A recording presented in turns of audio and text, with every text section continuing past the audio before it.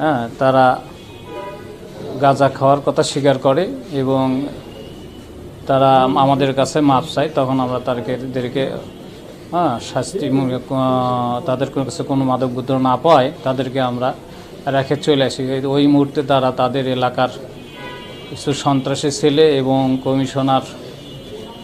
একজন কমিশনারকে ডেকে এনে আমাদেরকে ঘেরাও করে আমাদের সিপাহী মোহাম্মদ বারাত আলীকে মারধর করে এবং আমাদেরকে আটকে রাখে। ওই মুহূর্তে আমরা থানা প্রশাসনকে জানাইলে থানার স্টাফ সহ থানা প্রশাসন আমাদের সহায়তা করার জন্য সেখানে যায়। সেখানে দরবারকালে এসআই এবং থানার স্টাফ সহ দরবারকালে ওই সময় তারা আবার সেখানকার কমিশনার ও স্থানীয় লোকজন আবার আমাদেরকে পুলিশ সহ আমাদেরকে অ্যাটাক করে।